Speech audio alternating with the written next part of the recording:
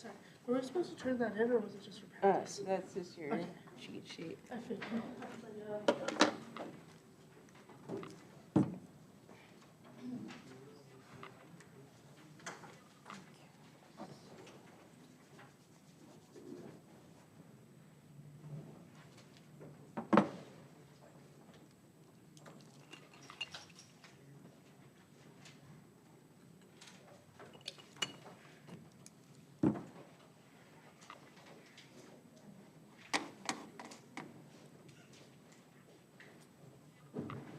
All right. Happy Monday. Let's go ahead and get started. Any questions before we get going? No, we're all okay on everything? No logistical questions? All right, so let's continue with the electron configuration because we're still kind of in the middle of that. I don't know why, I feel like the screen is hard to read, but I don't know what to do.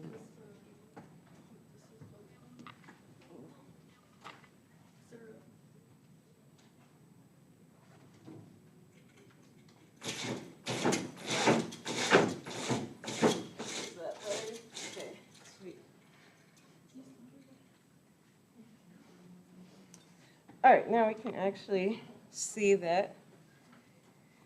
All right, so continuing, so let's just kind of recap and remind ourselves where we're at.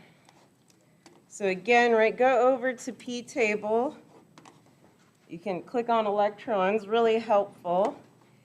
And so this is, again, just all our possible energy levels, and we're just practicing filling them in, again, from the bottom. And so that's what we were doing on our periodic table. And so you should have these labelings if you don't already. And so again, just to recap, we started at the 1s, and again, the first energy level only has s orbitals. Then we went to the second energy level, so this began the 2s. And on the second energy level, we have p orbitals, so we started that. And then so we can continue. So now we're back at sodium. So this starts, and we can write this. Let me get a green pen. So now this is our 3s. So starting on our third energy level. So again, we go across. So 3s1, 3s2, following the pattern. And we go over, okay, so this is 3p1, 3p2, 3p3, 4, 5, 6, right? So 3p6, okay. So notice that we've skipped the d's for now, right? So even though the third energy level has d orbitals, we haven't filled them in. And so that's also because our s and our d's are pretty close in energy level. So next, before we go to the 3d, we have to go to the 4s. So that's kind of tricky. And let's just practice that. So let's do the electron configuration for potassium then. So take a moment and remind yourself, wait, what was electron configuration? How could you write it shorthand? So just try potassium.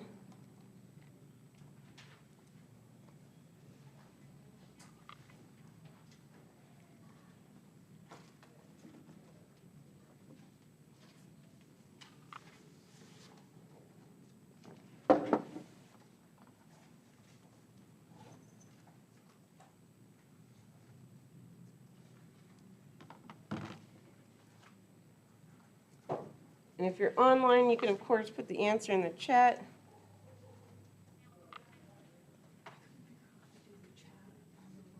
Oh, I think you have to have a YouTube account is the only thing. It doesn't have to be, like, personal. You know, you can call yourself whatever. And then you like comment on it. Yeah. Yeah, just like any other live Because I stream. was like trying to do like a pop-up in the chat also, but it wasn't for the video. Oh, weird. Yeah, because you have to watch it live, though, too. Yeah. I like liked it, but I couldn't. Yeah. I was also, you know, sick brain.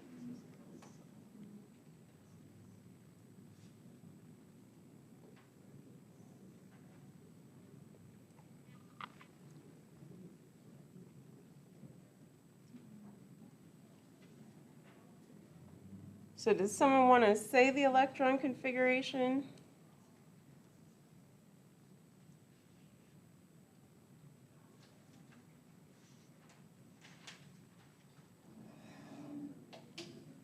So where do we, Jennifer, you want to start us off?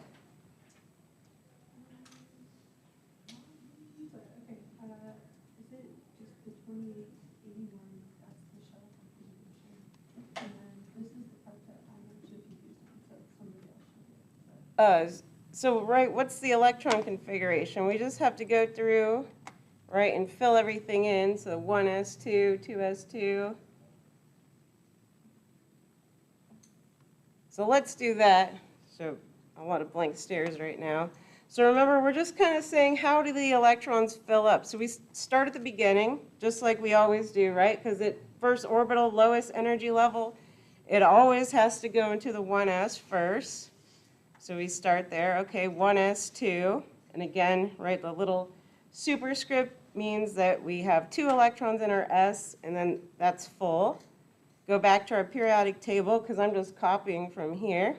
Now we're at 2s, so go across, okay, fill that up, 2s2. And then keep going, okay, 2p6, because we filled in all those.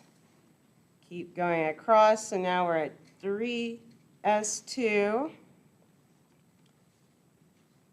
Keep going across, 3p6, so that brings us to argon. And so I'll write, right, this is argon for our abbreviated. And then, so potassium, right, we said, okay, now this is starting 4s. It's on the first one here, following our same pattern, right, of 1 valence electron. We have this ns1 here.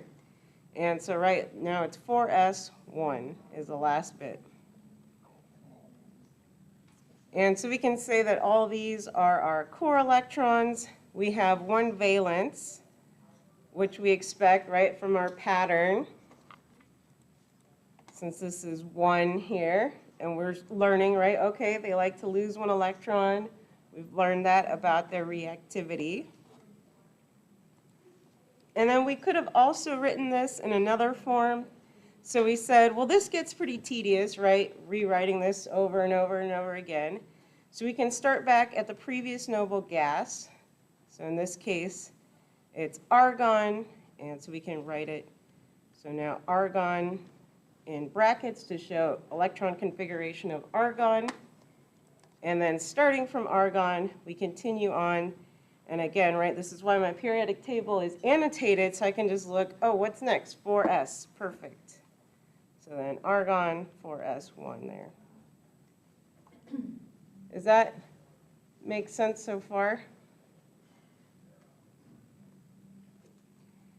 And then we're just going to keep marching on.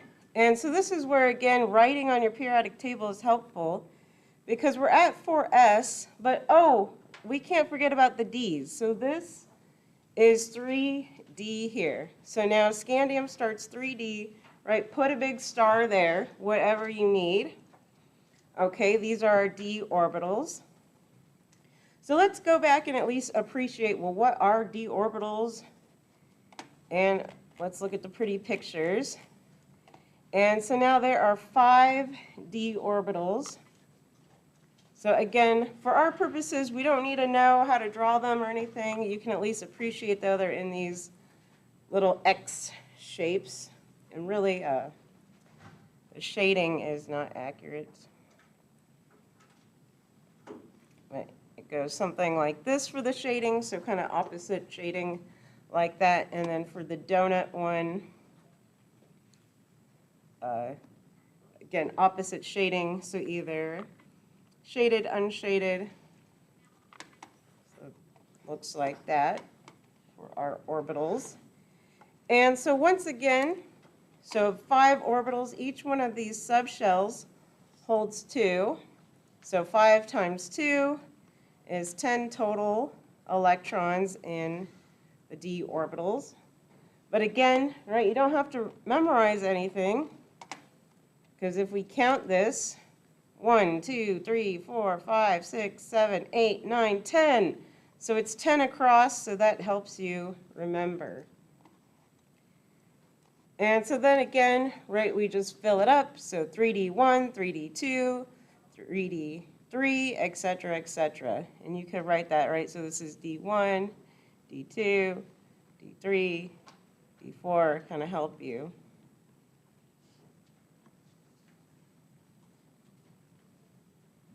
Right, so then you filled up 3D, oh, and now we're back. So gallium, what starts here again?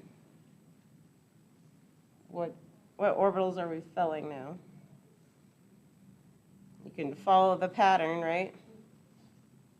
So back to P, so P4, right? So now 4P, and now we're back to gallium.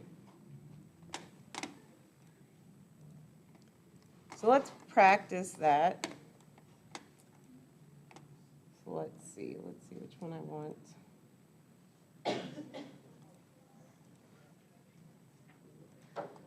Let's try vanadium. See if you can write the electron configuration for vanadium.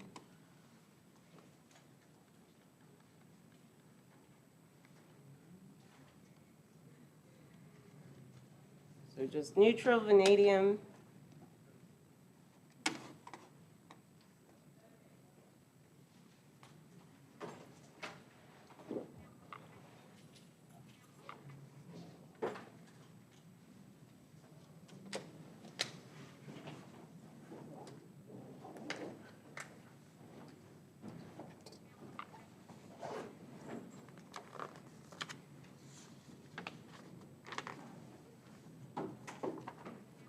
Also, I have a no-name chapter 1 homework, kind of distinct blue pen.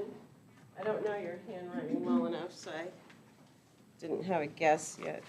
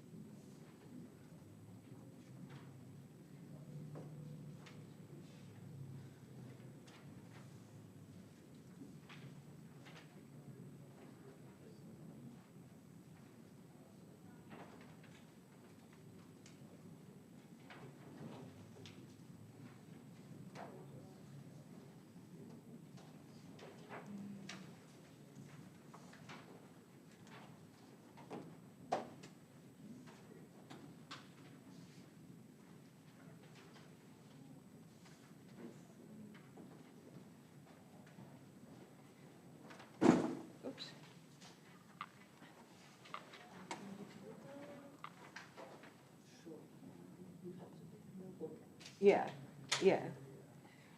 All right, I have an answer from the chat. And so let's see if you agree with them.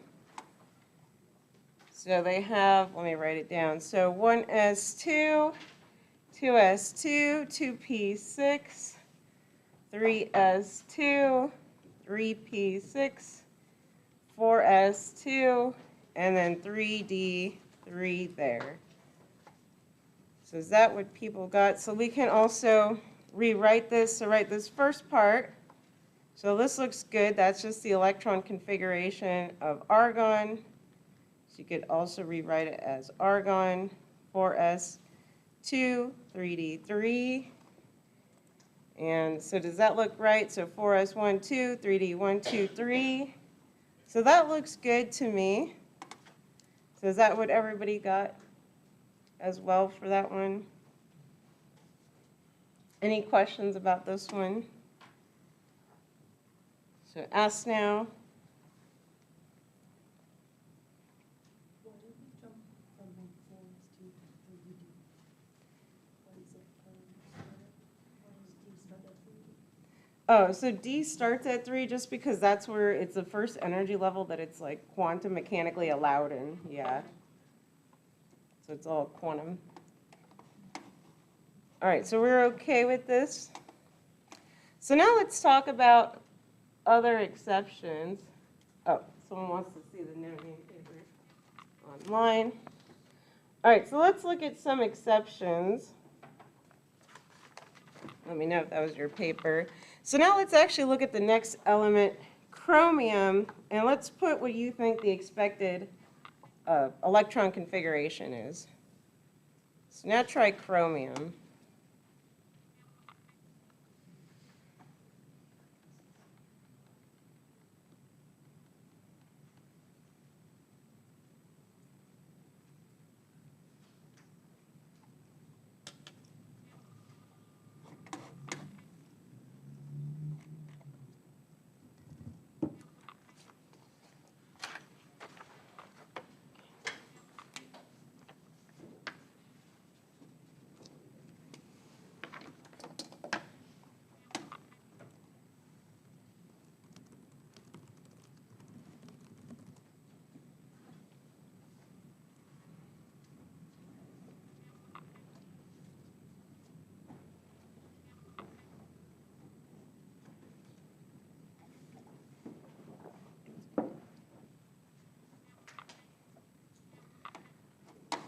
And so what do you think the electron configuration is, especially because it's just right next to vanadium?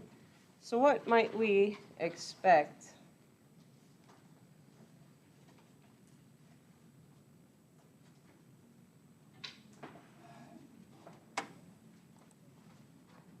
So the chat has an answer. Chat's feeling bold today. And so chat has argon 4s2, 3d4. So do we agree with that theoretically? So yeah, everybody likes that. That's what we expect. And so I would say, right, on a test, this is okay. And then, okay, so everybody's happy. And then we go look at P table to check our answer. And then, uh-oh, what do you notice about P table? What does it say versus what is our answer? Can we read that? So in case you can't see, yeah, 4s1, 3d5. And so let's at least talk about the exception. So I won't make you kind of, know, but you should at least appreciate, well, why this happens.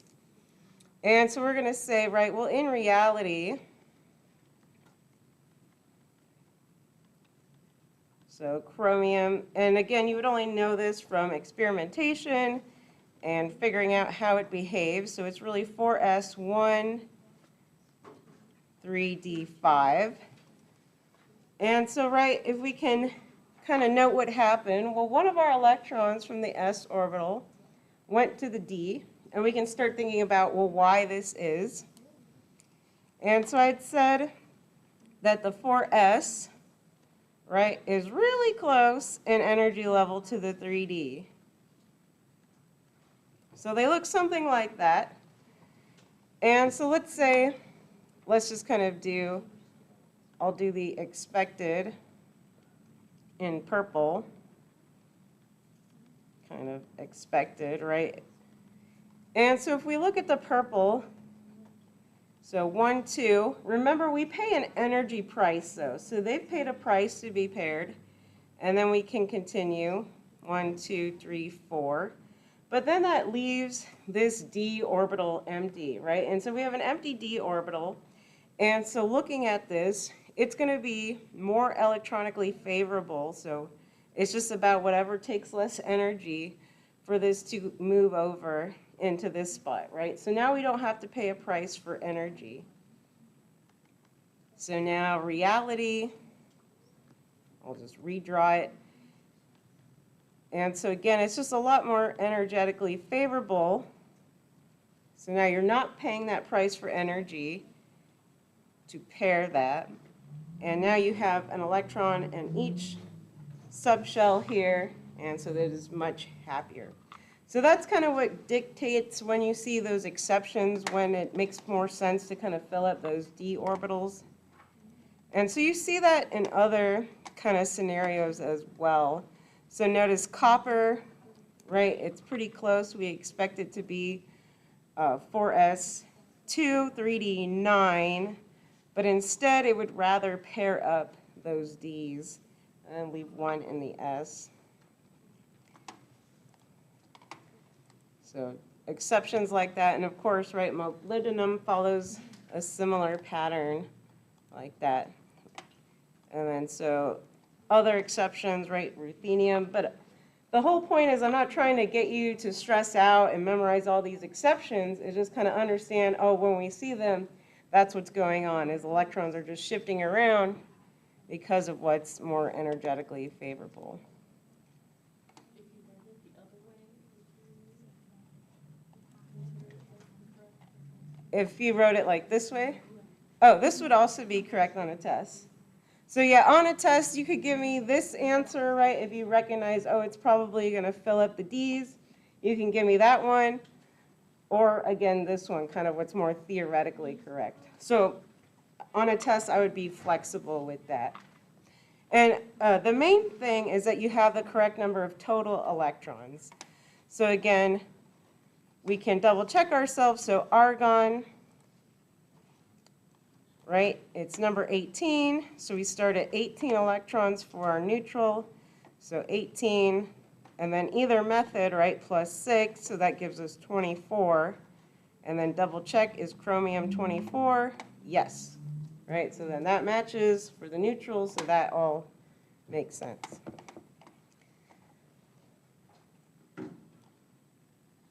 So let's continue on filling up our energy levels for completion's sake.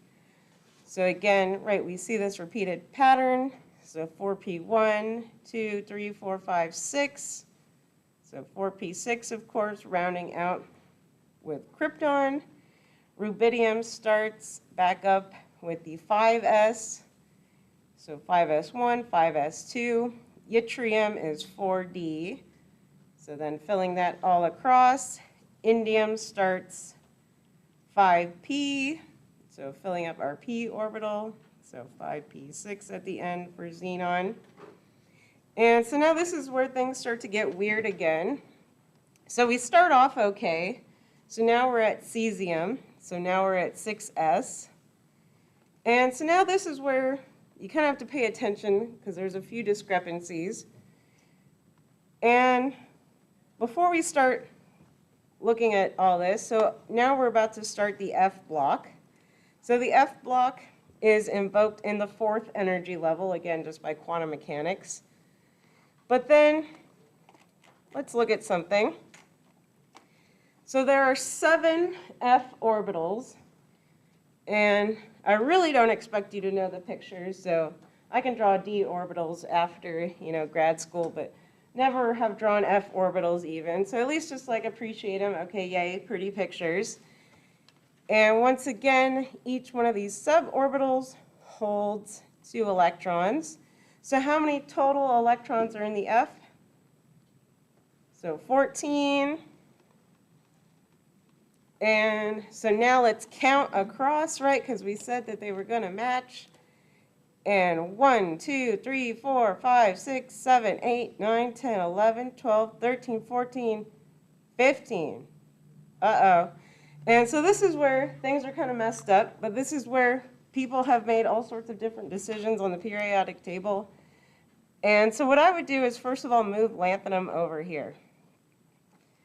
And so lanthanum really starts 5D1. And if we look at our P table, so it agrees with that. And so right, if you can read the electron configuration, so it's 6s2, so starting with xenon, and then 6s2 there, and this is 5d1, so just like we would expect. So again, lanthanum should really be up here in our D block still. So now, when we move over to cerium, and this is where, again, I agree with what they have written here. And so now we have 4F1. So this, I would put that our cerium really starts our 4F1. So now that makes more sense. So 4F1, 2, 3, etc., right? So filling in across all the way down. So luteum should be 4F14 there. And then just go in order. So again, this gets confusing, right? So we're at 57, so lanthanum. Then we fill up right all the way to 71 at 4F14. And now at hafnium, right now we can go back, and this is 3D2. Does that make sense? So 6S2, 4F14, 3D2, and then, or it's not 3D, sorry, 5D2, 5D3, etc.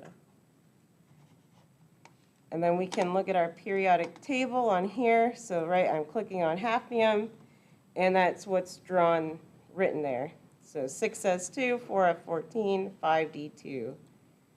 And the pattern continues. Yeah? Sorry, you probably already went over this, but like within the brackets, what are the HE, ME, and like AR? That just means electron configuration of the noble gas. So like, it's always referring to a noble gas, so you can only use a noble gas, and it just means start it here.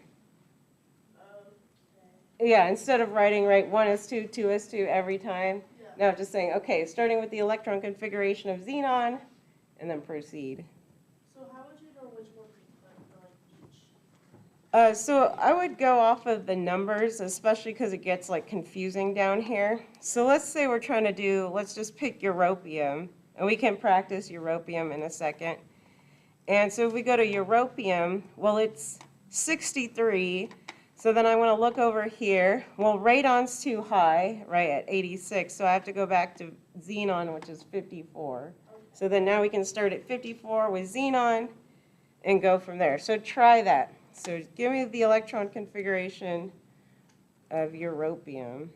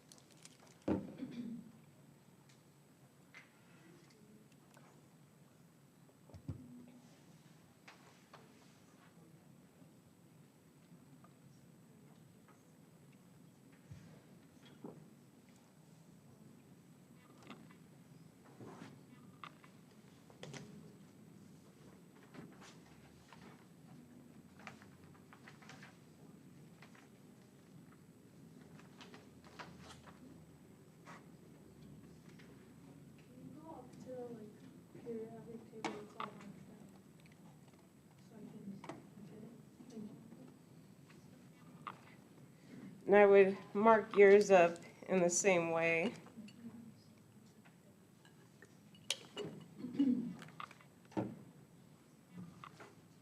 And if you need other copies of the periodic table, feel free to grab one, even if you just want like a second copy, one just for electron configurations. I can make more too, if those go away.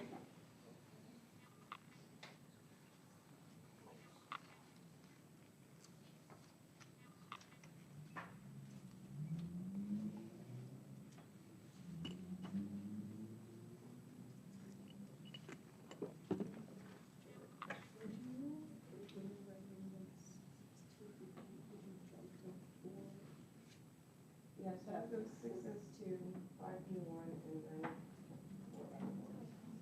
Just 5 feet. Yeah. And then, okay. Yeah. So where does this jump back into? Once you finish Lucian, because just follow the numbers, right? So 57, 71, back at 72 with 5d2 are continuing there. Okay. So I'm just gonna make sure. Oh, okay. This is what 5 is 5. Yes. I just don't like using. So then the first one, But I the 5d1, which is weird. is what. And then this starts with Yeah, 4f. I mean, you're always So gonna it's get 4f1, 4f14, yeah. And then go over. You gotta go over. And then just keep going.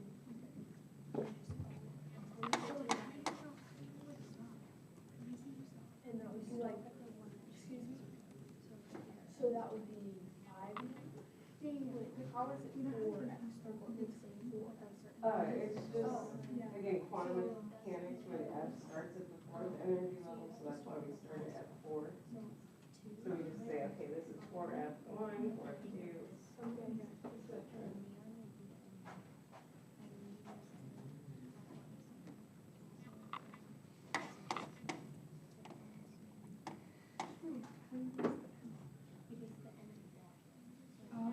So I see an answer in the chat. Do we have an answer? Does someone want to tell us what they got? Yeah, what'd you get? And then I did 6s2, 5d1, 4f7. So 6s2, 5d1. And then, so let's double check, because I got different answers in the chat and in class. So starting at xenon, Oh, sorry, 6. so 6s2, and then we did 5d1, and then 4f1, 2, 3, 4, 5, 6. So double check that. So I think chat might be missing an orbital. So then 4f6. And right, let's all double check ourselves for sanity. Let me pull up my calculator.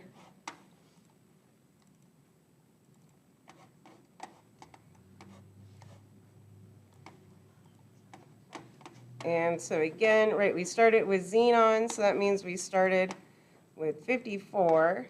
And then just to make sure that we didn't mess up here, so 54 plus 2 plus 1 plus 6. So that gives us our 63. So again, just double check yourself, right? Make sure that you didn't skip that 5d1. So it's very easy to do. So now we're at 63. And again, that matches for the number of europium. So it matches our electrons, so that looks good. And so this is europium that we're doing. And then what do you notice though? So once again, if you were checking yourself on Pete table, what did you notice? Yeah, Marin. Sorry, why did you add the 4f6? Why not just do 5d7? Oh, because we have to go, so europium is over here in the F block. Yeah. And so we said, well, lanthanum was 5d1. And yeah, this is confusing, right? So chat is asking, so yes, 5d1 should go first. So right, you go 6s2, 5D1, which is weird, and then you can continue on with 4F1 here at cerium. So that's how we got 1, 2, 3, 4, 5, 6. But then if you look at your answer, like the answer, right, what do you notice about the kind of given answer? What's the discrepancy that you notice? Yeah, so right, we see kind of the electrons moving around. So in this case, again, it all goes back to those pesky little orbitals and what they can do, right? So again, this is kind of our, what we'll say, this is our textbook answer, right? This is fine. This is acceptable. And again, reality, though, tells us, and it all has to do with those 7f orbitals and what's energetically favorable. And so in this case, it's saying, oh, well, actually, I want to fill up those 7 F1s, and so it's going to move around. So it's 6s2, 4f7, and again, just thinking about 1, 2, 3, 4, 5, 6, 7, 4f with 1 electron. Drew my half arrows funny. And then our 6s. Right, so again, it all depends. And so the other thing that we're noticing, and that I want to point out to you, so the greatest energy difference is between the first two. So the 1s and the 2s. That's the biggest energy gap. Each subsequent energy gap gets smaller and smaller and smaller and smaller. So that's why as we go up, right, there's all these like exceptions and oh, things can shift around and move around. It's because all these energy levels are really close. So yes, they will move around to whatever configuration is the most energetically favorable.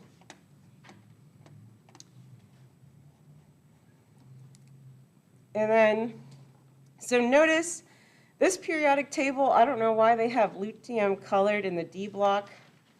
I wouldn't do it like that. But you still end up with what I call the correct electron configuration. So, right, filling up that 5D1 first, and then lutetium being 4F14. At least that's how I say it. Again, you might see other discrepancies, so just watch out for that. And so let's finish up our periodic table. So now 5D, so that completes our 5D. Now we're back. Thallium is 6P. And so now radon completes 6P6. And francium starts 7S. And then now same thing, right? So I would put actinium over here, again in the D block. And then I would put thorium as really your 5F1 block. And then, of course, just continue on down. Lawrencium is 5F14, so 103. And then you could continue on again theoretically. So now we're at 6D. And you can finish the D block and then going to 7P. And now we're at all the, super synthetic elements that are barely even exist. And then, of course, orbitals can go on and on and on, theoretically, mathematically, but we're not going to discuss those. Does that make sense? Feeling better about electron configuration? Probably do some more practice. Let's try bismuth. Let's do that electron configuration.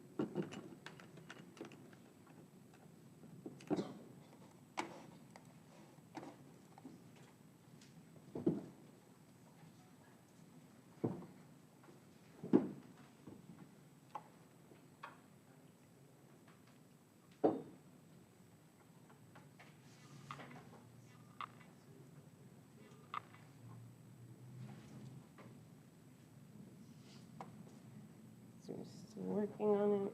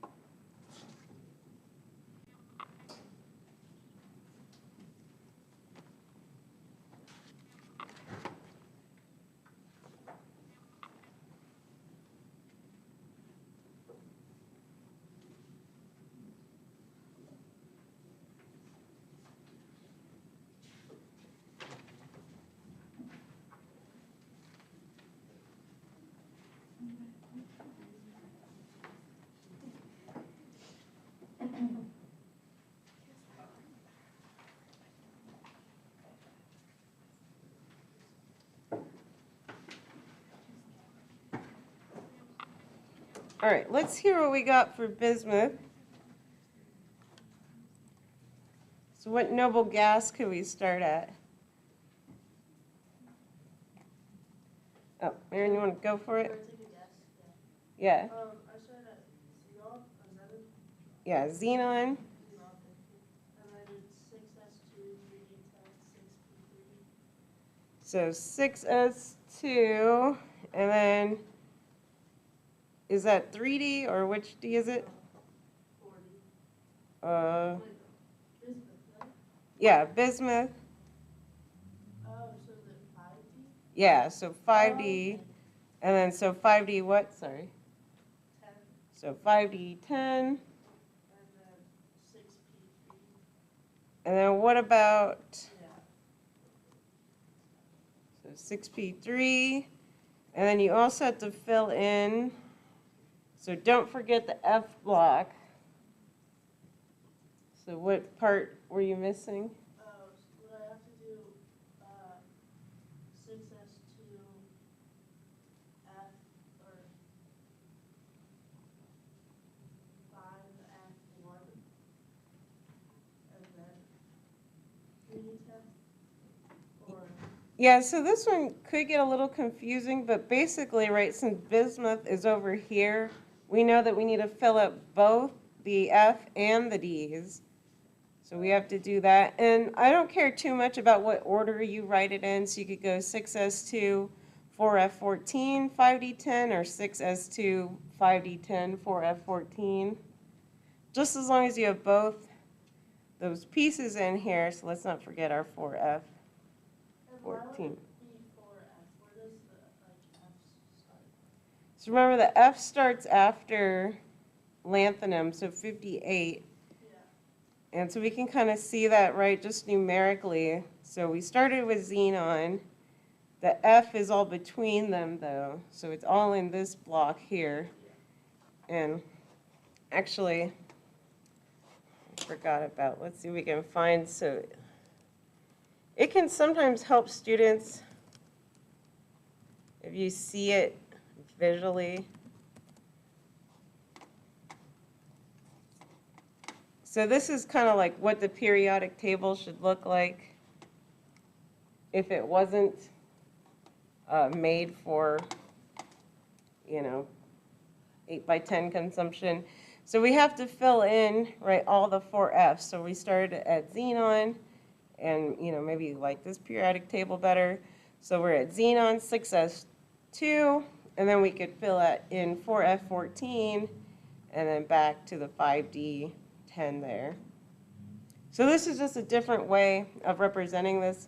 Obviously, I'm going to have some issues because I wouldn't put lanthanum and actinum in the D block. I put them in the, I wouldn't put them in the F block. I would put them in the D block, and I would put lutetium over in the F block. But again, minor discrepancies with the periodic table. But what I'm like asking is how would you go with like 4f? Like where does the 4? Oh, the 4 comes in from, 4 is the first level where the F orbitals are able to exist by quantum mechanics. Yeah, so you just have to kind of like label it, start for yourself, and be like, all right, this is the 4 Fs, this is where they start. Yeah, it's just all about what's allowable. So it goes back to fourth energy level. Now we can start invoking f orbitals. Okay. That kind of makes sense. And then again, right, the main thing is that we get to the total number of electrons. So we started at xenon, which was again 54, and then we can double check our sanity and make sure we didn't skip anything. And this is a good check for the F block too. So 54, and then adding all our superscripts. So +2, +10, +14, and then +3, and, oh, dang it. Okay, sorry, let me do that one more time.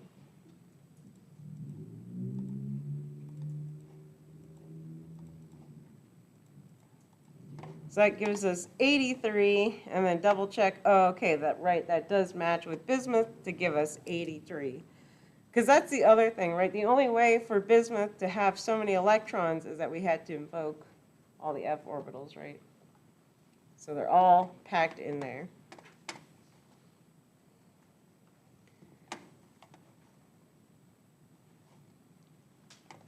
Any other questions on electron configuration?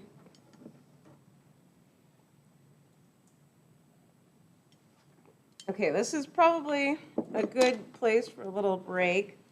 So let's take a 10-minute break, probably try to be back around like a 1:55-ish or so, a little before 2, and then we'll finish up with periodic trends, kind of go over that and see if we can start chapter 3 at least.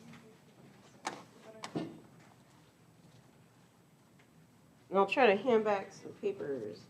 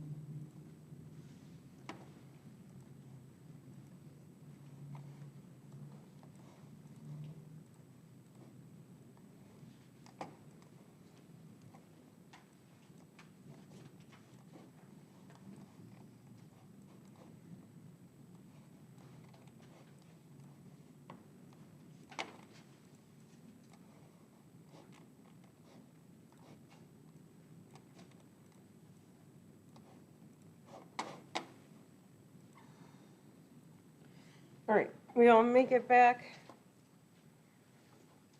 So now we just want to touch up on the last bit of the chapter, so looking at some of our periodic trends. And so what do we say about the radius? Let's just start with what happens when we go down the periodic table to our size.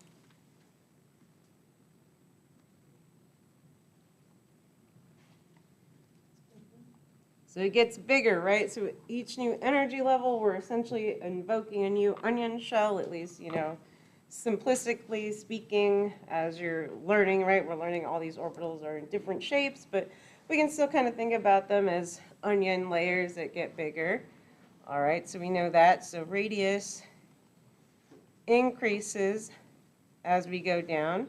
What about as we go across the periodic table?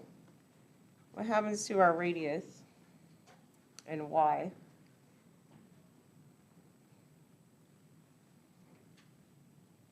Anybody remember general trends from before? Is it like stronger based on like how thin the electron shell is? Yeah, so I think we're remembering. So we're kind of, now we're putting all the pieces together. And so if you remember, generally we say, okay, the radius decreases as we go across, right? And then we want to understand why. And so Madison was kind of telling us why. So if you couldn't hear, it's because we're filling in the electrons as we go across. So let's think about that in a little more detail. And let's just compare, let's just look at like boron versus fluorine for a second. And so we're just looking, so boron versus fluorine. And so we're comparing them since they're both on the 2p.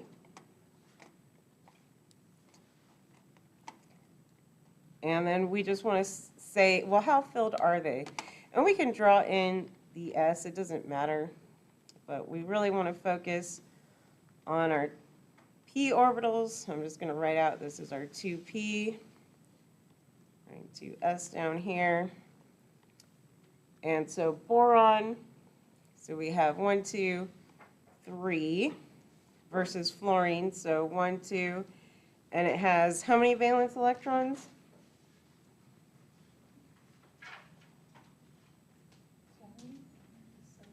So 7. So 1, 2, 3, 4, 5, 6, 7.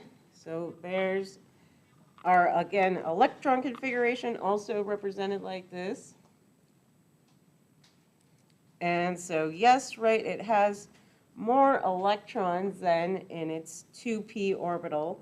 And so again, we can think about effective nuclear charge. So we have, right, our protons in the center.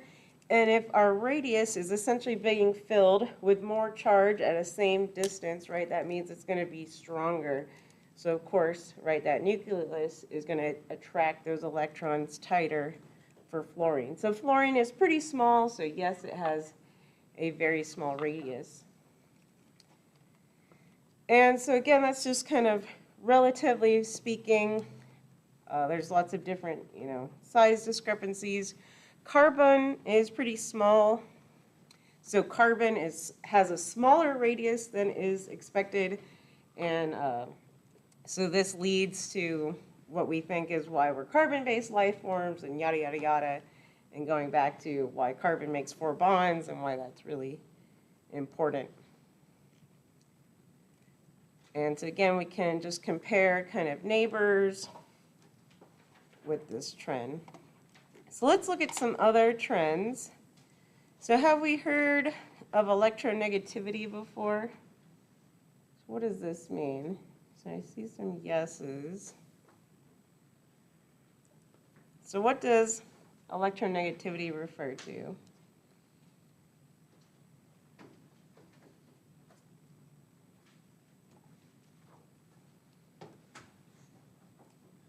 Brayden, you want to guess? Shot out of a cannon, and I could be completely wrong, but since electrons are negatively charged, I'm guessing increasing electronegativity No, so it's any other. So we have, yeah, fluorine is the most electronegative, so that is true in the chat. So I want to at least point that out because that's coming up later.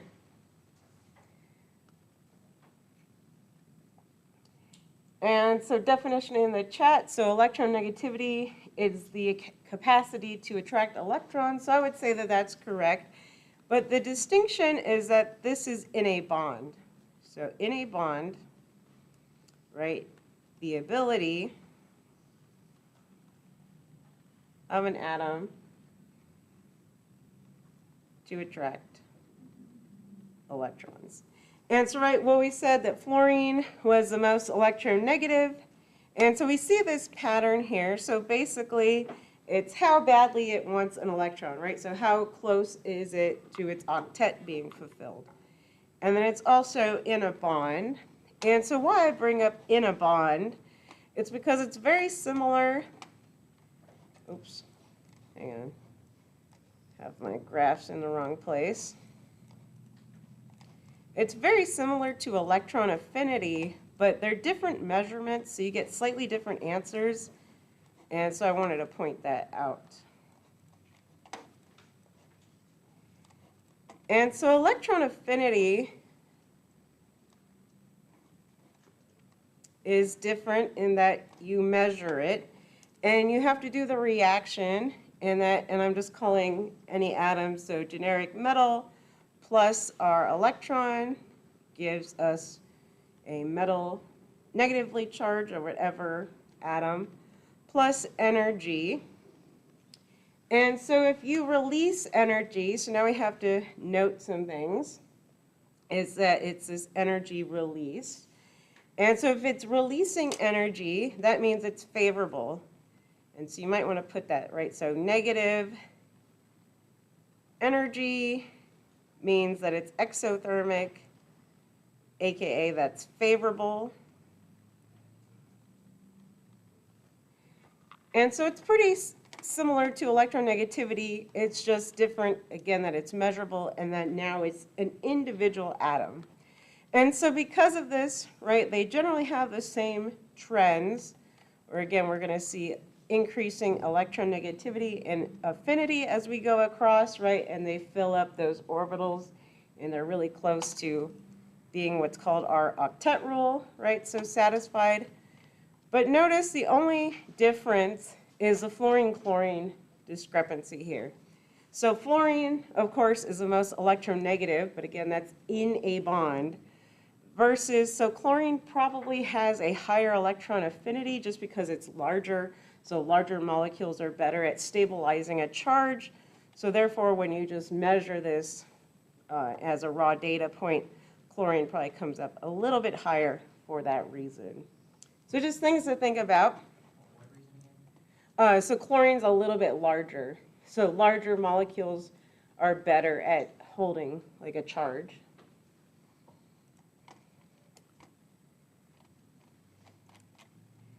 And so then the last trend that we want to look at is ionization energy. And so let's define ionization energy. And so ionization energy, has anybody heard of ionization energy in the chat? Or chat has an answer. Anybody in here heard of ionization energy? So ionization energy is basically, well, how much energy to eject an electron.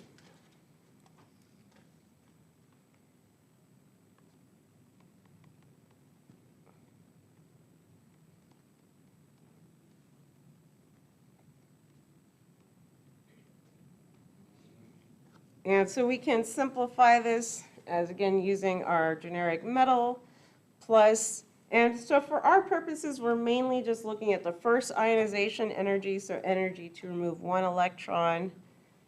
So first ionization energy, so that's ionization energy 1, and then that gives us just M plus Again, just removing an electron. And so let's look at a few things. So of course, ionization energy tends to increase as you go across the periodic table. Again, right as you're getting closer to fulfilling your octet rule, so you get down to fluorine, right? And it would not want to lose an electron, right? That makes sense. But then you notice something like lithium, well, that's probably going to have a lower ionization energy, right? It likes to give up an electron. It likes to be in that 1+ oxidation state. So we see that increasing as we go across. And then ionization energy will decrease as we go down, again, as those radiuses increase, and it takes less and less energy. But let's look at some little discrepancies here, because I do want to point them out. And so looking at this ionization energy, so let's look at 7 to 8 there. So that's going to be nitrogen versus oxygen. And so let's compare, again, these slight differences. And so the funny thing is, so we said, well, ionization energy, right, increases as we go across the periodic table, but why does it decrease for oxygen? It's slight, but let's take a look. And so I just want to write out my neutral first. So again, I'm just writing out my electrons. So my nitrogen, so 1, 2, 3, versus 2s, so 1, 2, 3. And so now we have to think about, well, what is going to happen? Right? What has to happen to make our positive? So N plus. So thinking about that, right? So we have to lose one of these electrons, okay, versus the oxygen to become +1. Well, which electron are we losing in our oxygen one? What do you notice? Kind of what's the difference?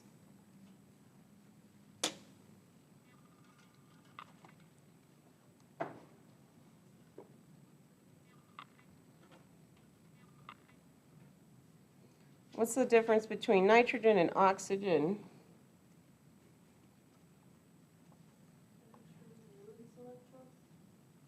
What about the valence? So oxygen has an extra one, right? But then what does that mean, that it has an extra one? So what's going on specifically here, too? And what do we say about this when it's full and it's paired? It's stable, but there's a problem with this, remember? So we had to pay an energy price to pair it, right? So this is, so paid energy price, right? So to have 2 electrons in the same orbital, even though, right, they're different pairs, of course, it still creates some sort of repulsion, so this is unfavorable. So therefore, right, it's a little bit, takes a little less energy, right, to kick out this electron from oxygen. It's happy in some ways to say bye-bye, right? So now it can just have 1 electron in each p. And so that's fine, right, getting rid of that energy price that we paid. Versus nitrogen, where it has to lose an electron from our happy p's, so now making them uneven. And so now, right, now we have a greater ionization energy from here to here versus just unpairing one of these. And so again, even though that was slight, that's what accounts for that little dip in that trend here. Same thing, so if we look at 4 and 5, right, there's a small dip since boron begins your P, so this is, right, 2p1 there. So it's kind of okay losing 1 electron from the P as opposed to going back to beryllium, right, where we're losing our pair of electrons in the S there. So just things to think about.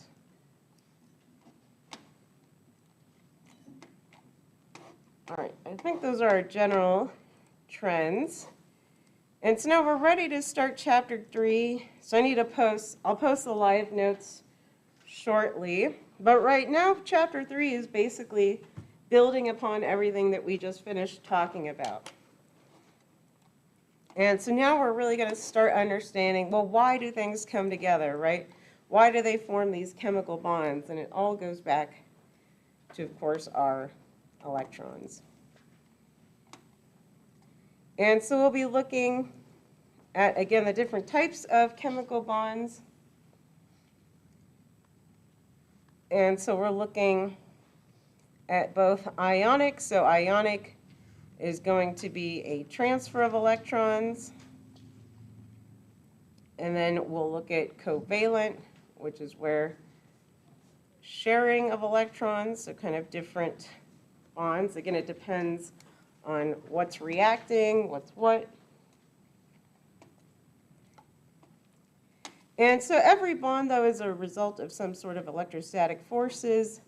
And so again, either it's sharing or they're fully separated into cations and anions. Oh, so good vote, Cab. So cation is a positively charged particle or ion. So right, could be our metal ones that we discussed. Could be polyatomics, which are coming. And then anion is negative.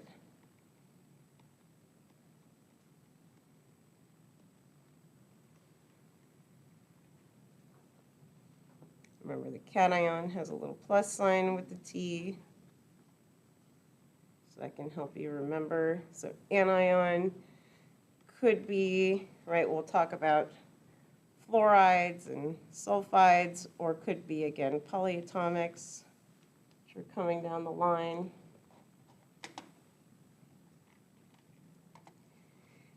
And so our chemical bonds are classified, again, into 3 general types. We'll mainly be focusing on ionic and covalent. And metallic is kind of separate, but it's more of a sea of electrons is how it's kind of described and delocalized, but again, not covering that right now. And so just comparing, again, our ionic versus covalent bond. So ionic bonding, and let's add a few other things in here. So ionic bonds usually involve a metal plus a nonmetal.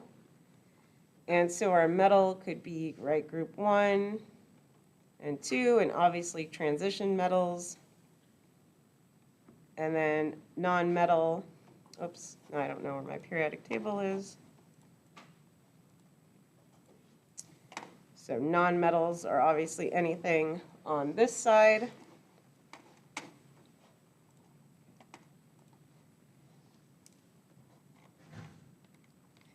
And chat is also pointing out zinc. I'll put silver in there because silver comes up a lot. So yeah, gold, of course. So yeah, any of our metals. And then covalent bonding is usually nonmetal plus nonmetal. So now kind of 2 things from this side of the periodic table. Again, mainly past the stair step.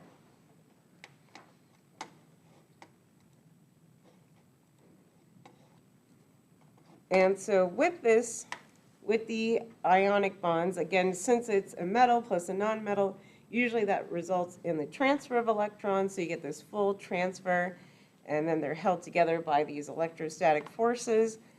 And then, of course, they're in repeating units of the crystal lattice structure. And so we can also, their properties are reflective of, again, this ionic bonding in this crystalline structure. So they're usually very brittle and hard versus covalent compounds. So they can be lower melting, ice, of course. And then again, right, they're held by a sharing of electrons.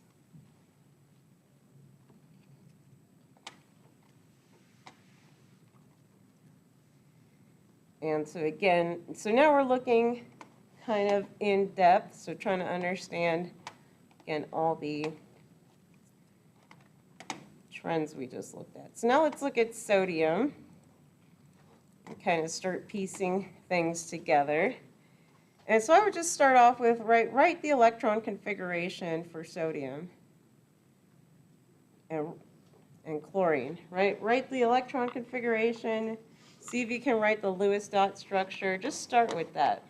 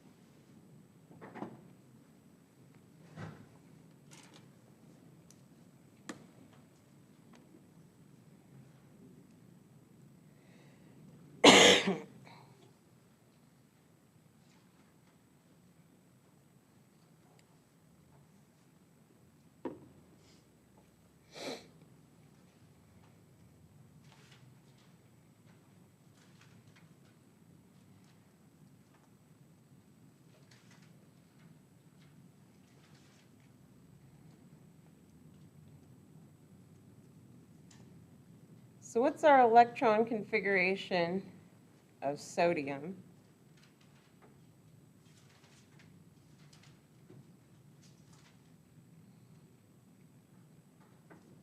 Yeah. And then, neon, and then 3s1. So neon 3s1. So that sounds good. Everybody kind of thumbs up, agree. And then we can write our Lewis dot structure. So we just want to reflect that it has one valence electron, so we can just put our dot there. Doesn't matter where it goes, just our dot. And then what about chlorine? What's its electron configuration?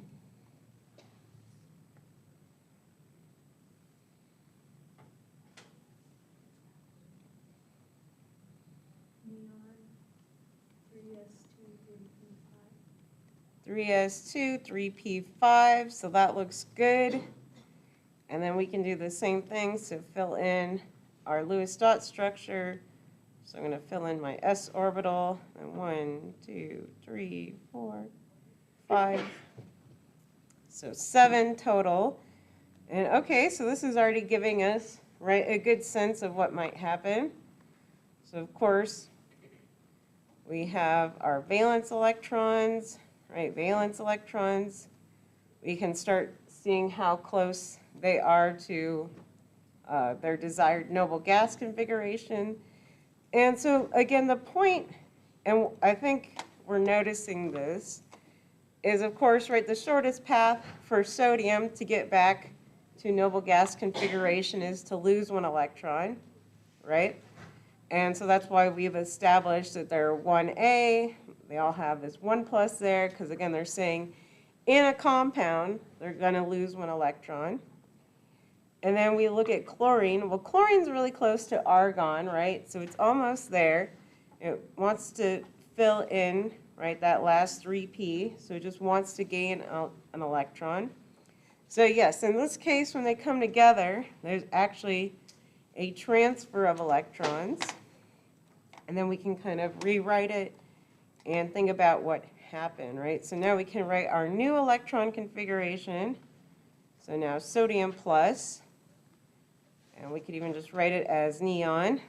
So return to a noble gas configuration. We can write sodium plus. So it's Lewis dot structure. And now chlorine. So now I'll write neon, 3s2, 3p6. So now chlorine is, of course, happy, satisfied by the octet rule. And then write our Lewis dot structure. So 8 electrons surrounding our chlorine, negative charge on there since it's -1.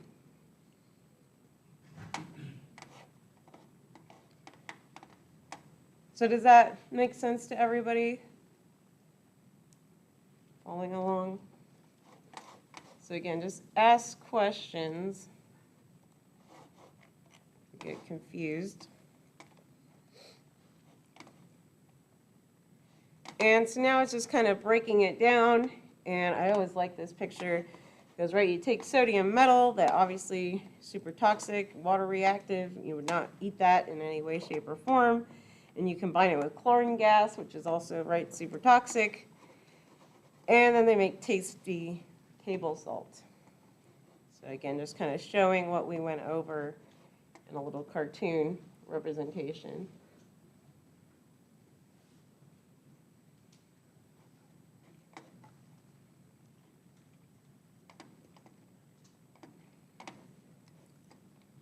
And so with this, and I've been, trying to get us to kind of practice our Lewis dot as we learn our electron configuration, since we're trying to kind of build upon those two.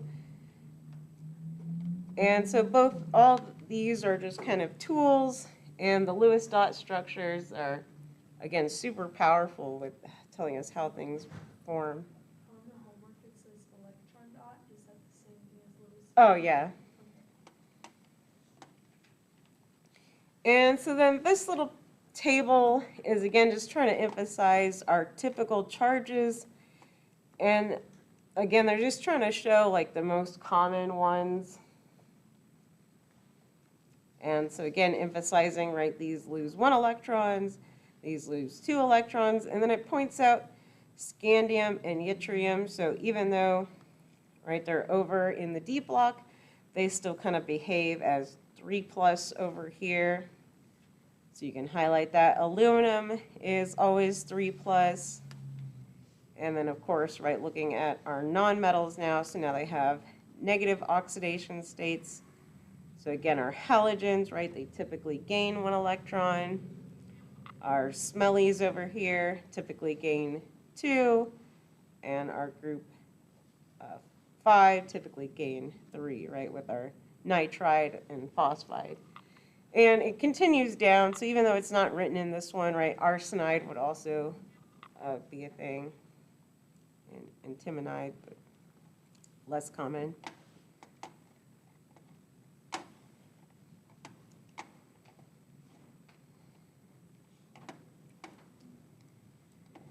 And so we're kind of getting here. So again, our ionic compounds are cations and anions. So we said our cations were metals. Our anions are typically our nonmetals. And again, they're bound together by ionic bonds. So really electrostatic forces.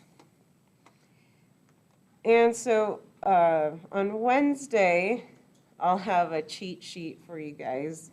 So what's coming down is our polyatomics, which we're introducing as well. And so that's part of what this is starting to recognize, oh, this is a polyatomic, right? That's a charged unit. This is polyatomic.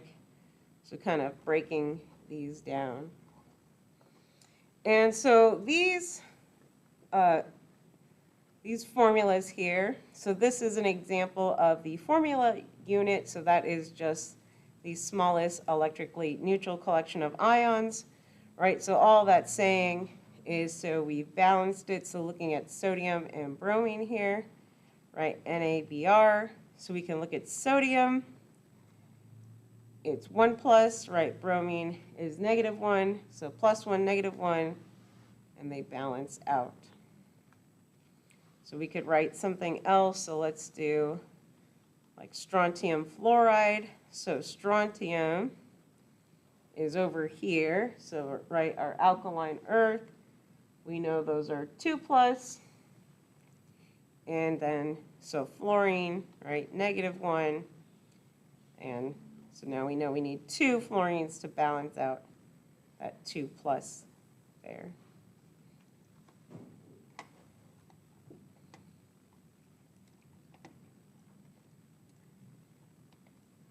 And so again, it's important to note that it's just their ratio, and then in their crystal structure, right, it's repeating units of that ratio.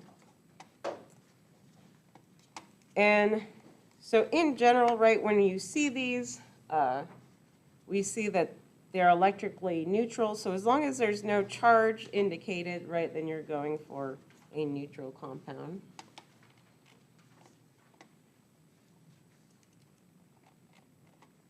And so let's maybe practice. Well, actually, before we practice, so let's get into naming and writing formulas. And so again, right, ask questions. So this is important. So right, how we name everything, that's key. So we're going to start with our ionic compounds. And so we have two types of ionic compounds. And so we have what's called metals that form only one type of ion. So these are what I call our monovalent metals. And so this is typically group 1 and 2. And so all we're saying is that, right, they always form one type of ion, right? So sodium's always going to be 1+. Potassium's always 1+. And then there's a few others that are also always considered one type. So zinc is always 2+, aluminum's always 3+. And this is kind of confusing. So for general chemistry purposes, it's considered that silver has just one oxidation state. That's not really true, but for the purposes of naming, that's what we go with. And so we'll hold our thought for this other type of ion. But now we can name these, and it's pretty simple. So we just name our metal, so whatever our metal is, and then plus our anion, but we change the ending to "ide." So try the first one, and I'll let you do the rest on your own. So what would this one be?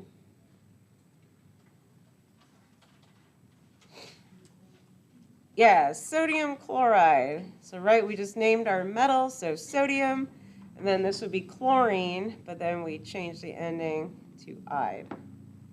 So now try, oh, yeah, you were fast. So take another minute or so for the other ones. So magnesium oxide.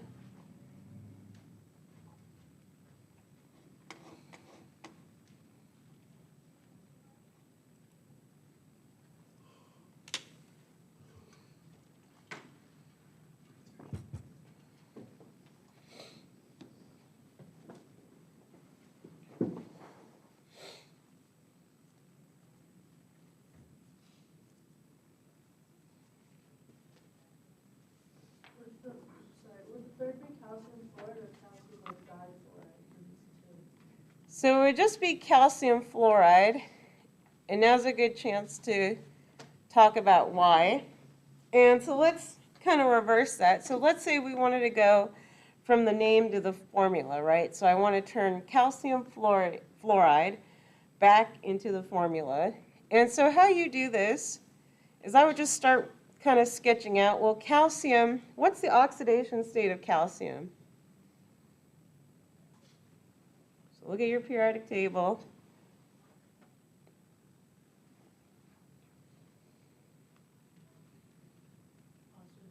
So +2. And then what's fluorine typically? Or fluoride, we'll say. So -1. And so I like to do what's called the swap trick. And I'll explain what I'm doing mathematically. But it ends up where this is your formula. And so what we're trying to do is we said, well, everything has to be electrically neutral. So basically 0, right? But then we don't know how many calciums or how many fluorides. We just know that, and I'll put, right, calcium has a 2+ charge, and there's X of them. And we know, so fluoride is -1 plus Y of them. And so the easiest way to solve for x and y is to just swap these numbers. And so that's all I've done here. It's called, right, our swap trick. And so basically what we're saying is, well, calcium fluoride is enough information to give you back this formula of CaF2, since like I said, if we know that calcium is 2 plus and fluorine is -1, then we know we need 2 fluorines to balance that. Does that make sense? And so this is what we're doing algebraically. But again, simplest solution is just swap those variables. So then what do we get for this one? What's the name? So aluminum oxide, excellent. And then we can at least take a moment how we can rederive that formula. So again, what's the oxidation state of aluminum?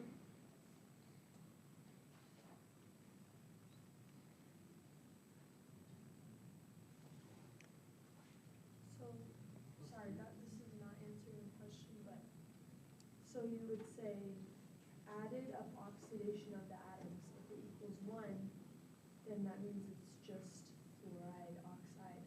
But if that added up oxidation of those two equals 2, then it would be dioxide. That's where you would put the dioxide, right? No, I don't think you followed. So do we understand the oxidation state, like where that's coming from? Because remember, we're trying to make an electrically neutral one. So maybe let's go up to calcium fluoride for a second. And so remember, the fluorine was -1. So that's how we determined, right, we needed 2 of them because our calcium was 2 plus, right? So we're just trying to make sure that this is neutral. Does that make sense? Like this whole thing?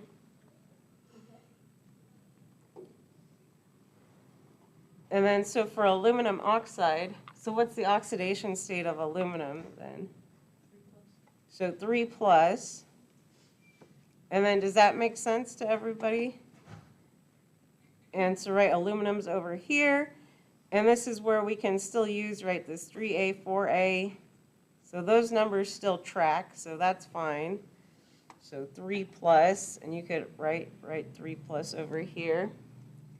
Really, it only gets funky here anyways, so you have this 4 plus, 4 minus switch.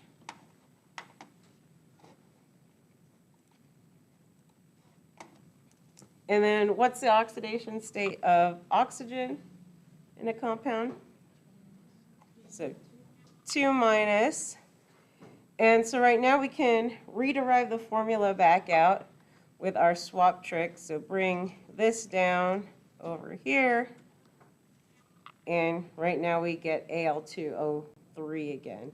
But then double check yourself. Well, 3 times 2 is positive 6. Negative 2 times 3 is negative 6. Positive 6 plus negative 6, right, gives us back to 0. So, yeah, so we're just kind of, right, double checking ourselves. Because that's what we want to be able to do, is either convert a formula to a name or a name back to a formula. So kind of seeing how to go back and forth is key. And so this is kind of attempting to help you, but I actually think it's almost more confusing. So I'll start zinc, because that should always be zinc 2 plus, and silver. But then the rest are variables, so we're still kind of getting to that.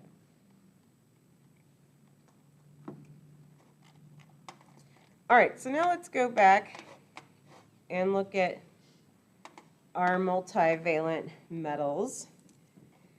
And so all this is saying now is, well, metals in this category have multiple charges. And so they're typically transition metals, so that again just means that they can take various oxidation states. And so because of that, their charge can't be predicted, so then it must be noted in the name. And so what's kind of I want you to star, right, is that you're naming the oxidation state of the metal. And so many students try to use the Roman numerals to say how many, but it's the oxidation state. So we want to state the oxidation state. And so that's mainly transition metals. Let's go back to this graph. Oh, that wasn't helpful. Okay.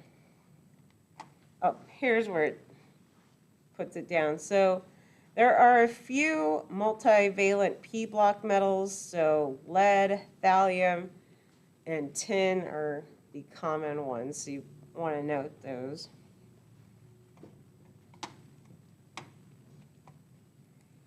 And so now let's look at these. And so let's look at, actually we'll look at the words and then we'll practice. And so in the chat, there's reference to an older naming system. And so luckily for all of us, we can again just distinguish with our Roman numerals. So if we have a copper 2+, then we can just write copper 2. If it's copper 1+, we can just write copper 1. And so what I mean by this older naming system is, so it was generally prescribed, so the higher oxidation state, so let's just look at iron, for instance. So the most common ones are 2 and 3, and so ferric was considered to be iron 3+, because that's the higher oxidation state, and ferrous was 2. And this is all fine and dandy, except, well, it doesn't help you if iron is not in these oxidation states, so this is not a definitive list. And then people, I think, just started getting confused anyways with all these endings. So this has kind of been dumped now. And so actually back when I learned chemistry, I learned the older naming system, but now it's been abandoned for the Roman numeral. But you still might see, obviously, other papers or things that still use this older naming. So that's where it's from. But again, for our purposes, we can just use the Roman numeral, so that's much easier. But you can at least appreciate that it exists. All right, so let's go back to some of these examples.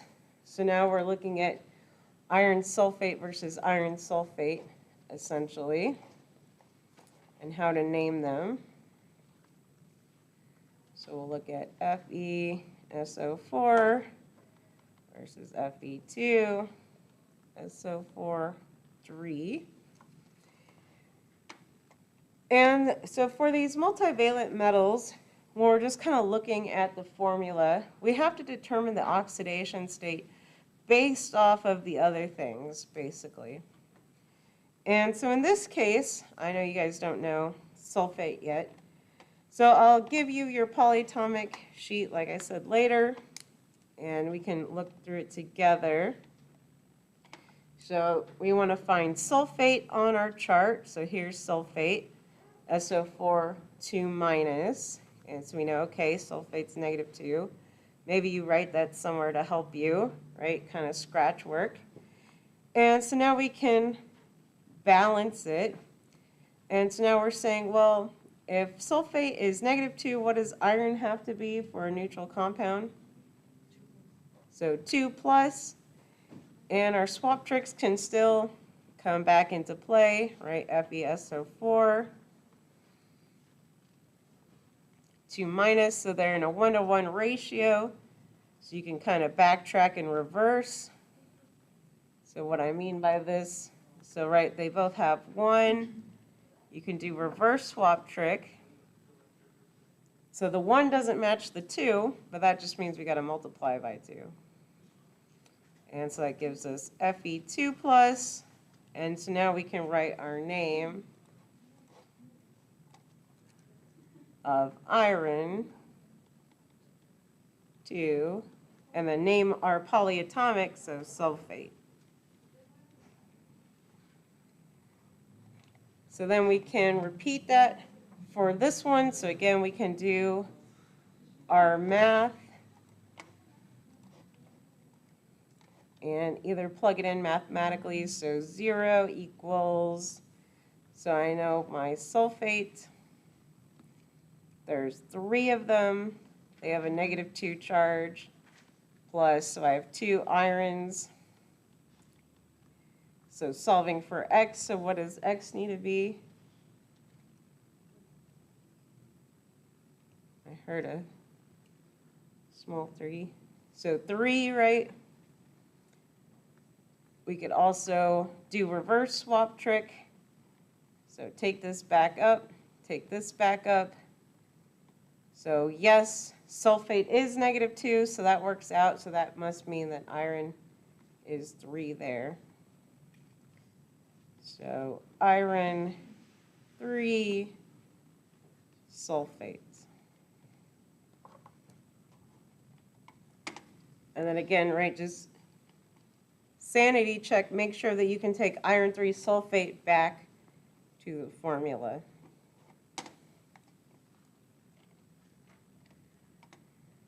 And so same thing, so Cu2O is of course copper 1 oxide. So oxygen is -2 for the oxidation state, so copper has to be 1+ to balance that out, versus CuO, 1-to-1 ratio, so copper 2 oxide. So see if you can try these now. See how we do with those.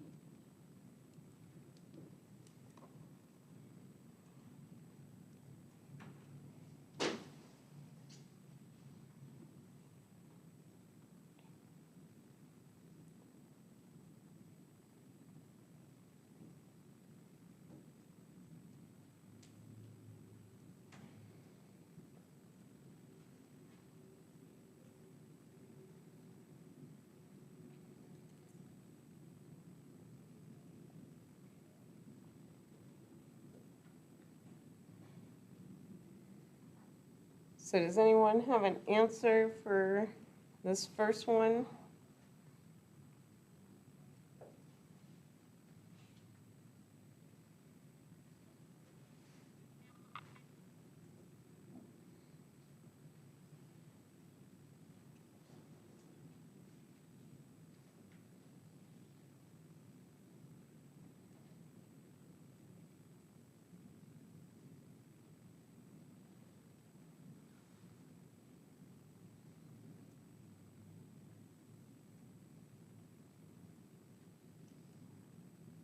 Crystal, what are you thinking?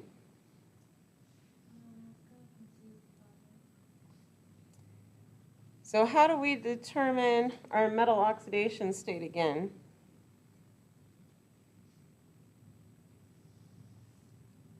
So what do we have to base it off of?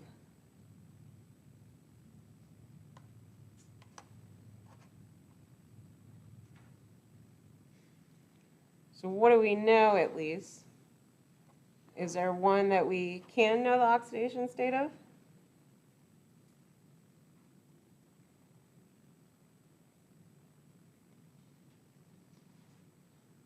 Someone want to jump in there?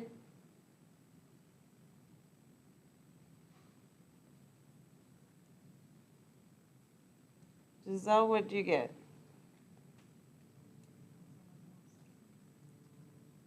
So how do we determine the oxidation state of our metal? So it's not a polyatomic, so then what do I do? Where else do we look? Yeah, the periodic table, right?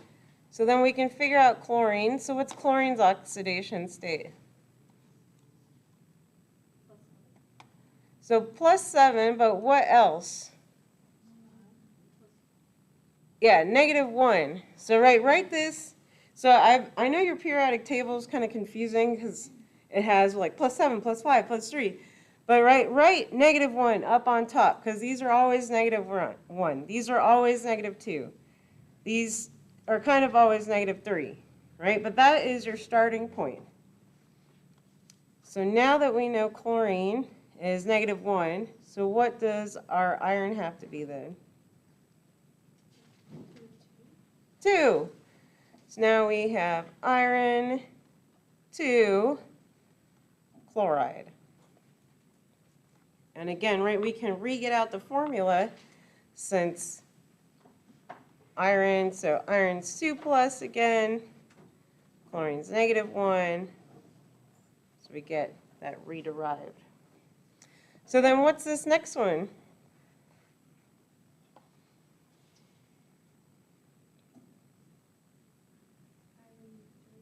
Yeah, so now iron 3, right? So we have 3 chlorines, and well, we already established chlorine's -1, and so -1 times 3, -3, so yes, we need iron 3 chloride. All right, what about this next one?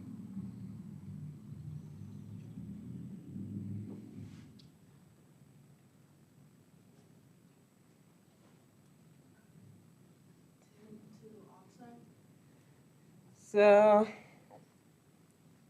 what's oxygen's oxidation state? So this is a tricky one because maybe you reverse swap tricked and that's how you got tin 2.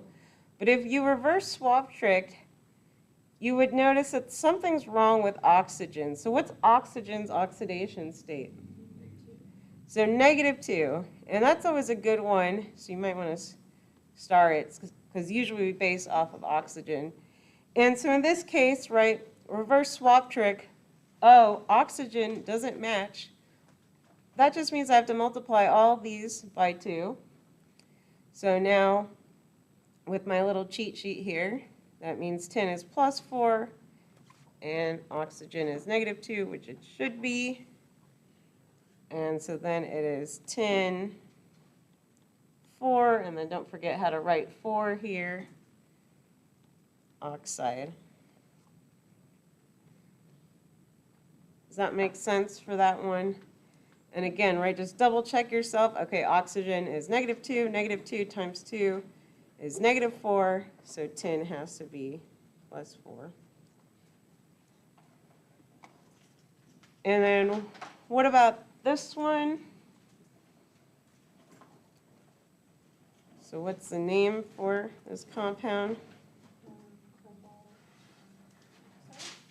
Cobalt what? So cobalt, what's its oxidation state? What's nitrogen's oxidation state though? So -3, so what does cobalt have to be to make it electrically neutral?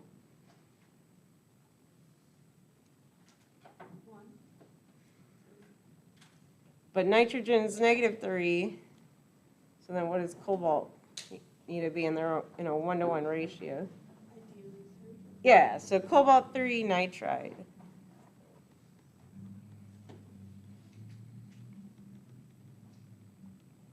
All right, so apologies for running over time. I just wanted to get those thoughts in. So we'll keep practicing, and so we'll keep naming. And so, right, if you're confused, though, you need to go home with your periodic table and, like, write these numbers here, right? 1 plus, 2 plus, 3 plus. We'll talk about this 4 plus, 4 minus switch, right? 3 minus, 2 minus, 1 minus. Drill that in so you can learn everything. And then I have office hours after, so if you need help, ask questions, right? Get your confusion drilled down. And if you can't make it for office hours, make sure you're making appointments, because there are a lot of lost people today. All right, if you're online, feel free to follow up, email or in person, or we can make an appointment. Thank you, guests, for joining us as well. Definitely fun having you. I'm going to stop the stream